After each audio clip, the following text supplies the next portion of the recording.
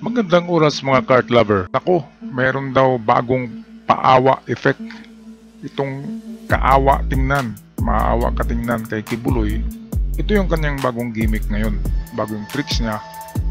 Itong napansin nyo, noon pa man ay palaging suot-suot niya yung kulay itim na hoodie niya at pabalik-balik na lang para mukhang pulubi siya tingnan. Nakuha nyo ba? Mga cart lover, mga kababayan, ayan o. Yung bagong naaresto siya diyan, no? At hanggang sa Senado, yan pa rin ang suot niya. Pero mayroong kwento diyan. Dahil ang sabi ng ating informante diyan ay yan daw ay regalo. Bigay ng kanyang pinakamamahal na pastoral. Habang nandun sila sa bunker ng KOGC ng 11 days na nagtago, ay yan ang dala ng kanyang napakamahal na pastoral at parang good charm sa kanya na palaging sinusuot niya. Kaya magtaka tayo kasi ang mga tuxedo ang mga suot nito eh. Kahit nga sa Senado ay nagsusuot din siya niyang itim na hoodie na kawawa siya tingnan, di ba? Ang mga damit niya ang mamahal eh. Mga Versace, mga Calvin Klein, mga ano yan eh, yung mga tuxedo niya, mga branded yan. Hindi yan nagsusuot ng mumurahin. Pero ngayon, di ba, pati yung buhok niya, kung napansin nyo, yung buhok niya ay hindi sinusuklay. Ngayon, meron siyang bagong pa-effect ngayon. Itong naka-wheelchair na siya. Nung unang dating niya sa diyan naka-wheelchair na oh. Nung unang dating niya sa Senado ay napaka-presko pa niya eh. Naglalakad pa nga siya. Pero sa susunod na araw ay inaakay-akay na siya ng kanyang alalay, yung tumboy. Kung nakita niyo yung tumboy, ito, yan oh, yan yung tumboy oh, yan. Akay-akay na siya diyan. Pero nung una, ay napakalakas pa nito. Nung unang dating niya sa Senado ay ngumingiti-ngiti pa nga eh. Pero sa pangalawang pagkakataon, ayan na ho, akay-akay na. Meron ng arthritis eh. Arthritis na siya. Ayan na nagumpisa ang paawa effect. Sino kayang nag-advise diyan na gayahin natin sila sila Jinggoy Estrada nakatungkod, nag-arthritis, gayahin natin si Gloria Arroyo na naka-neck brace. Ito ay ang dahilan niyan na magpawa effect para ma-hospital arrest. Sabi nga ay lumalakas daw ang tibok ng puso, irregular tibok ng puso ni Kibuloy. Sino bang hindi may irregular heartbeat diyan na stress ka eh. Kaya talagang magbago ang heartbeat mo diyan. At iwan ko lang kung nakakatulog pa ito. Pero ngayon medyo maganda ang tulog niya sa sa Pasig City Jail. Kasi pwede siyang dalawin doon ng kanyang mahal sa buhay. Alam nyo na, di ba sinabi ko na, nakapasok ako diyan eh. Dinalaw ko yung warden noon, kaibigan ko, at sinabi sa akin, ayan oh, merong mga private room din doon eh, na pwedeng sabihin ko na, pwedeng mag-love make ang mag-asawa, ang magsyuta, para mawala yung stress ng preso.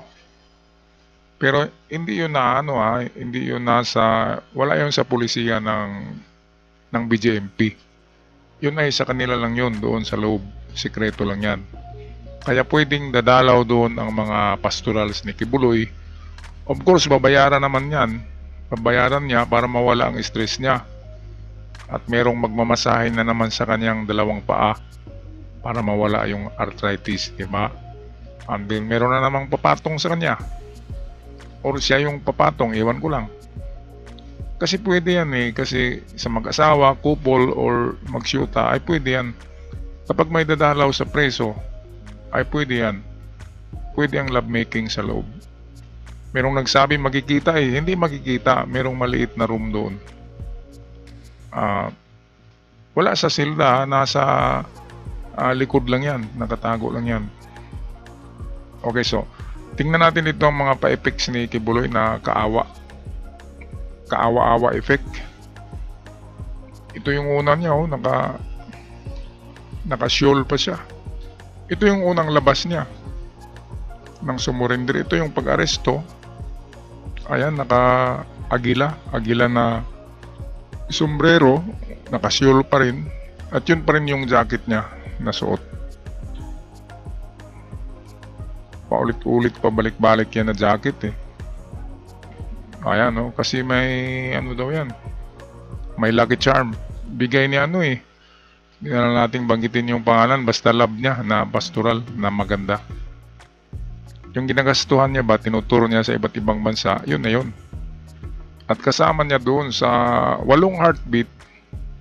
Napansin niyo yung 8 heartbeat sa underground ng QGC. Di ba 5 lang sila doon? Si Kibuloy tsaka yung 4, 3 babae, 1 lalaki. Bakit naging 8? Ang pang-8 kasi doon ay, sabihin ko na, yung batang pastoral niya noon, yung Stephanie or Paning ang pangalan. At mayroong 2 doon na wala sa lista ng mga uhulihin. Yun yung mga wanted sa Amerika. Kaya nagiging 8 sila. Tama yung heartbeat, heartbeat detector, tama. 8 nga sila doon. Kaya palipat-lipat kasi mahaba yung tunnel eh. Sanga-sanga yung tunnel sa underground ng QJC. Kaya yun, ang hinuli ay yung merong warrant of arrest, silang 5. Pero yung 3 ay hiniwalay na kasi wala namang kaso yun. Si Paning tsaka yung 2 babae na nandun galing yan sa Amerika, wanted doon.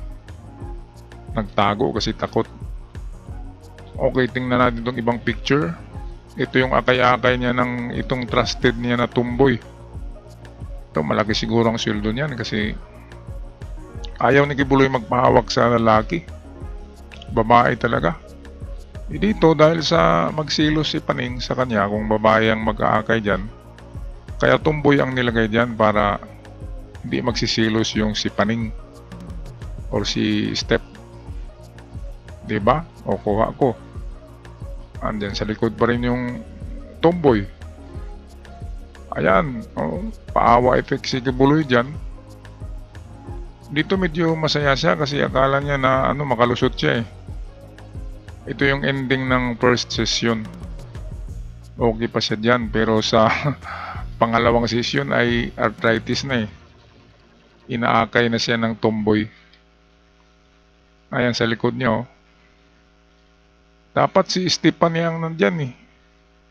Ayaw kasi ni Kibuloy na ma-interview si Stephanie eh. Kaya tinatago niya.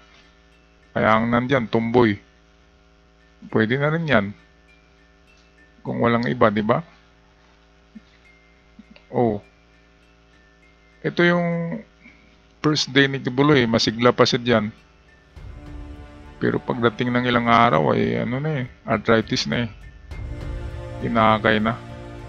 Ngayon meron siyang paawa effect sa Pasig City Jail at sa Philippine Heart Center. Sumasakit daw ang ngipin niya, ay dinala na naman sa dentista. Ang dami-daming sakit para talaga ma-house arrest. Tingnan lang natin yan kung ma-approve yung house arrest nila na gusto ng party ni Kibuloy. Okay, so meron ba kayong napansin, mga kababayan, mga ka-art lovers, sa paawa effect ni Kibuloy? Yung naka-wheelchair siya eh. Sa ngayon ay naka-wheelchair na daw eh. At sabi ng iba ay parang na half stroke. Nag-mild stroke pala. Na mild stroke daw si Kibuloy. Kaya naka-wheelchair. Sana ay gagaling, di ba? Merong nagsabi sana hindi nagagaling. Okay naman na wish lang natin nagagaling siyempre. Para pa siya attend ng mga susunod na hearing. Meron daw susunod na hearing yan eh. Bago sa korte. Talagang lulusawin nila si Kibuloy.